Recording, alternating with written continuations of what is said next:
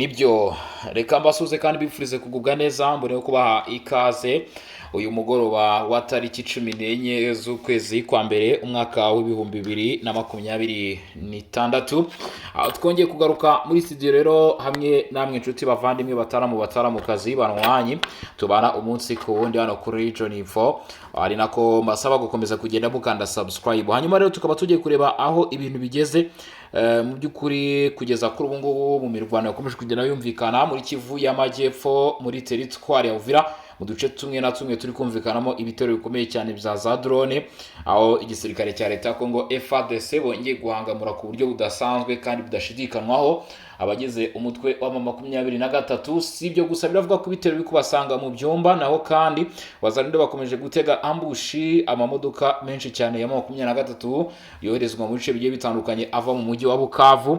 Turaza kugaruka ku makuru akomeye cyane yamaze kuba yatugeraho kugeza kuri isa cyangwa se kugeza kuri uyu munota avuga yuko mu byukuri cyangwa se agaruka ku kuba abaminisitiri b'ingabo b'ibihugu bigize ihuriro mpuzamahanga ry'akarere k'ibiyaga bigari bafashe ibyemezo bikomeye mu nama idasanzwe mu byukuri Livingstone muri Zambia. Turareba ibyo ari byo ndetse n'amakuru akomeje kugenda amenyekana ku bijyanye n'iyi nama ntucikwe cyangwa se ngo ujye kure kuko tugufite n'andi makuru akomeye cyane mu byukuri bikomeje kugenda bivugwa ibikomeje kugenda biba. Turaza kunyarukira i Rwanda abepiskopi ba Kenko ihuriro ribarizwamo amadini ndetse n'ikitwa ICC bakiriwe na Joao Lourenco. Perezida Joao Lourenco unayoboye umuryango umwe bwa Afurika yakiriye kuri wa gatatu i Rwanda mu murwa mukuru wa Angola abayobozi b'amadini bo muri Kiliziya Gatolika ndetse no mu matorero ya Gikristo ndetse na Giprotestant bo muri Repubulika Iharanira Demokarasi ya Kongo. Ibyo byose birakorwa mu rwego rwo gusuzuma ikibazo kiri mu burasirazuba bwa Kongo ndetse no gushaka ibisubizo birambye kuri iyi ngingo mu gihe amadini cyangwa se ihuriro ry'amadini muri Repubulika ya Demokarasi ya Kongo bakomeje kugenda mu by'ukuri bakora ibishoboka byose.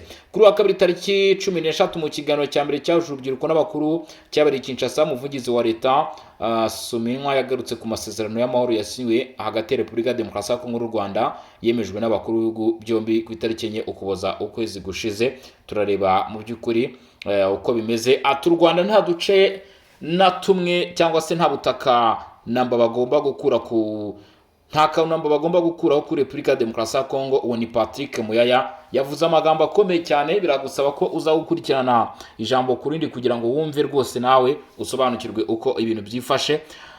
Ati apfuye cyangwa ari muzima no bita Thomas Lubanga ngo bakaba baramushaka gapfuye cyangwa se ari muzima. Guverineri wa gisirikare w'intara ya Ituri muri Repubulika ya Demokarasi ya Kongo yatangaje ko we ubwe yakoze byose kugira ngo Thomas Lubanga ukuri umutwe w'inyeshyamba za CRP afatwe kuko ari we sekibi kurusha abandi.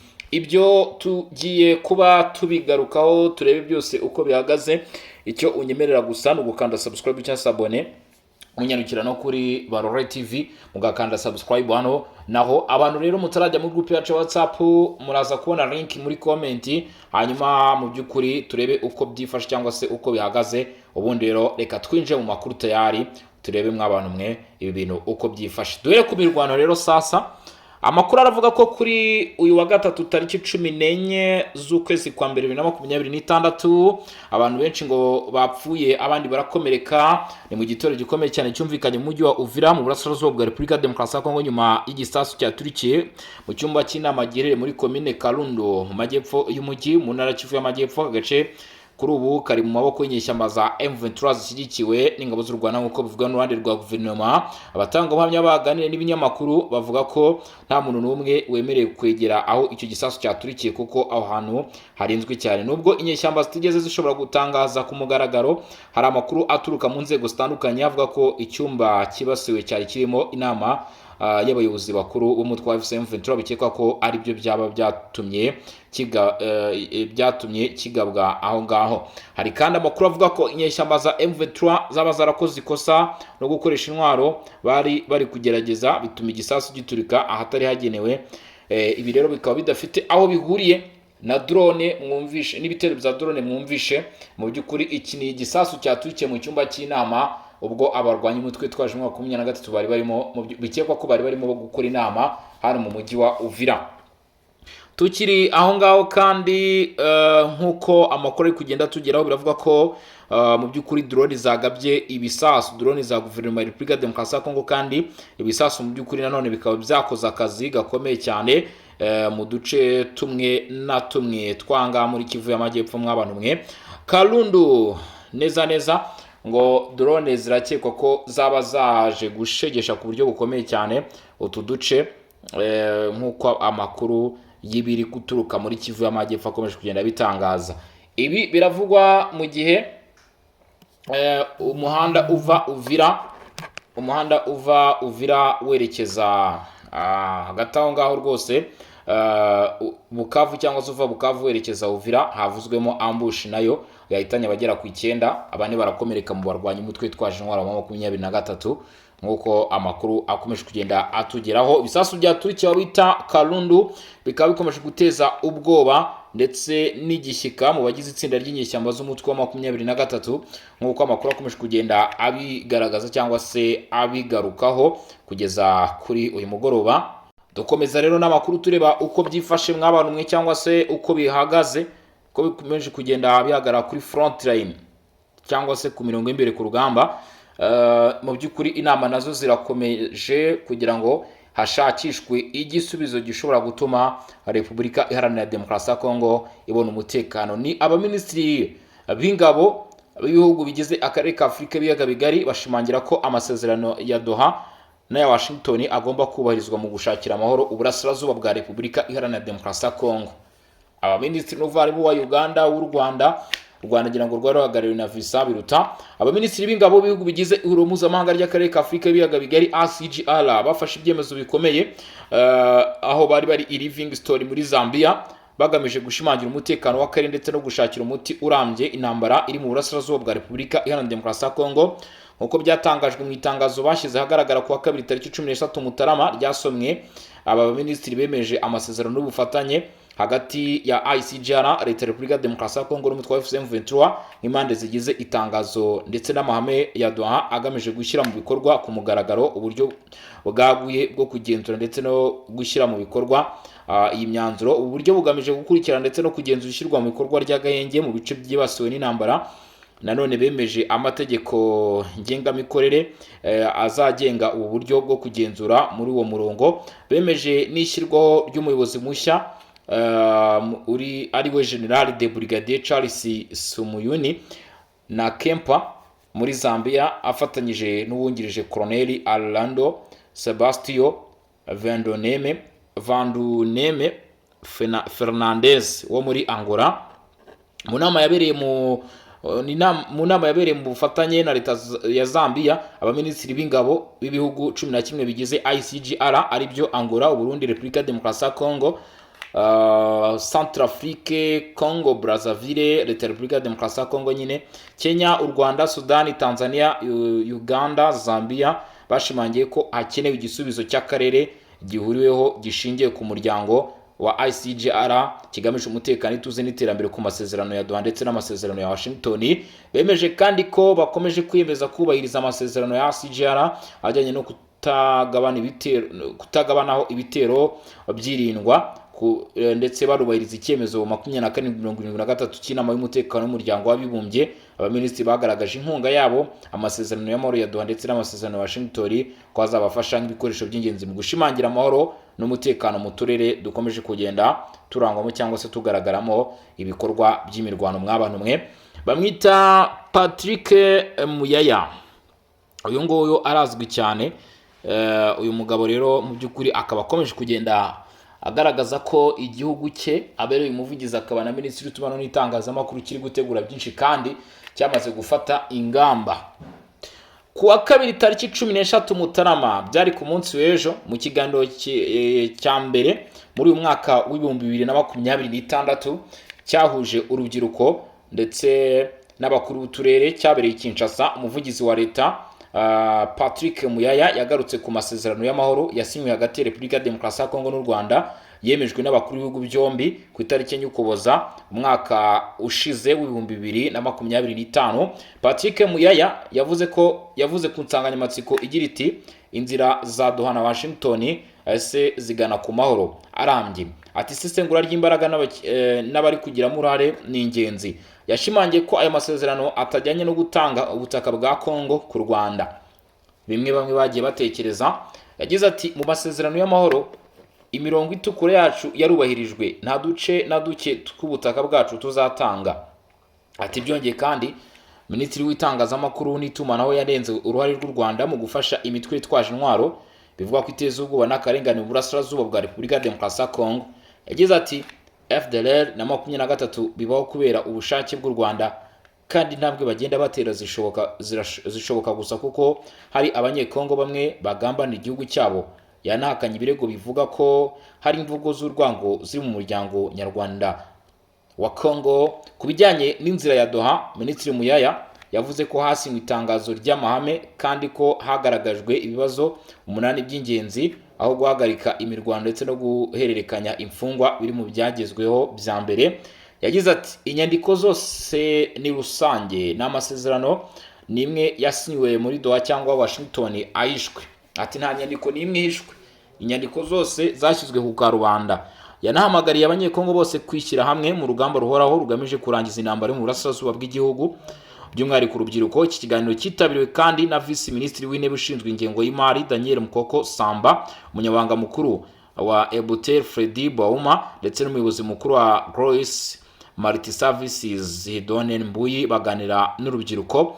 Nk'uko bigaragara muri Angola nawe hari guturuka y'amakuru akomeye cyane afite ahuriye cyangwa se afitanye isano n'iki kibazo cyo mu burasirazuba bwa Repubulika ya Demokarasi ya Kongo.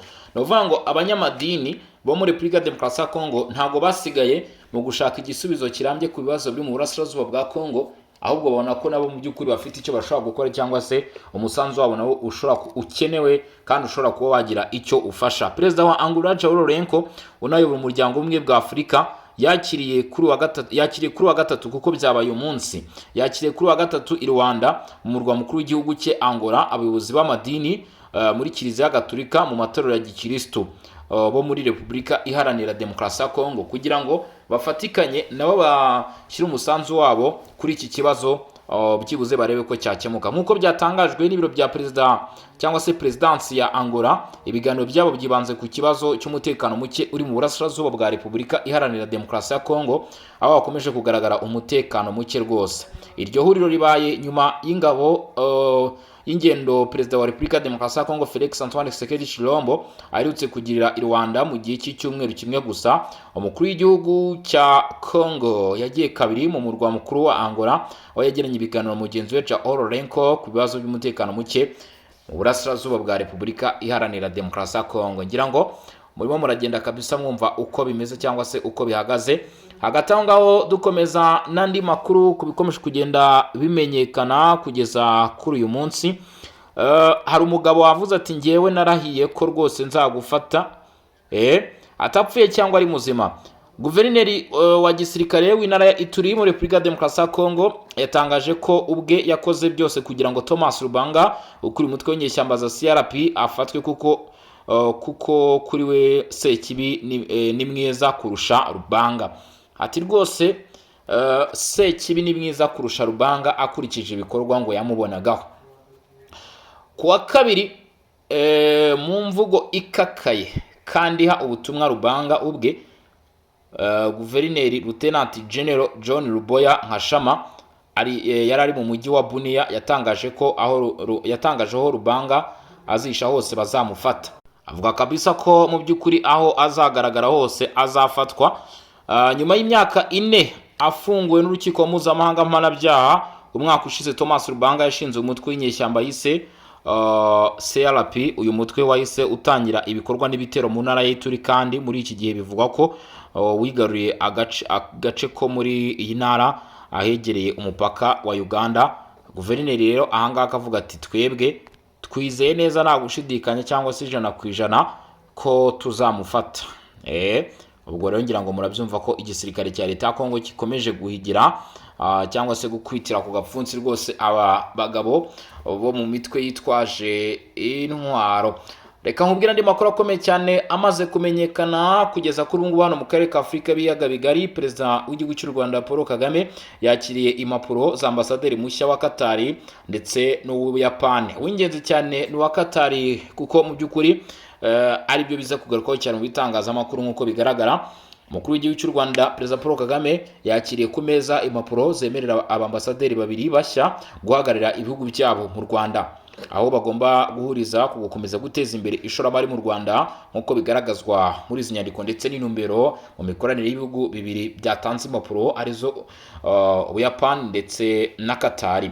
Ni impapuro umukuru w'igihugu yakiriye kuri uyu wa 14 Mutarama 2025, ni ukuvuga kuri wa gatatu, harimo iza ambasaderi wa Katari mu Rwanda bita Mansour Ali Fahidi Al Shawani Ali Hajiri ndetse na Kazuya Nakajo uhagarariye Ubuyapani cyangwa se inyungu z'Ubuyapani hano mu Rwanda.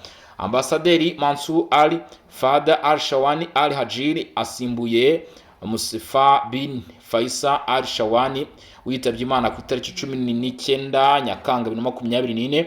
Musafiri yarahagarariye Katari mu Rwanda kuva mu 2021 ubwo iki gihugu cyo mu burasirazuba bwo hagati cyafunguraga ambasade i Kigali.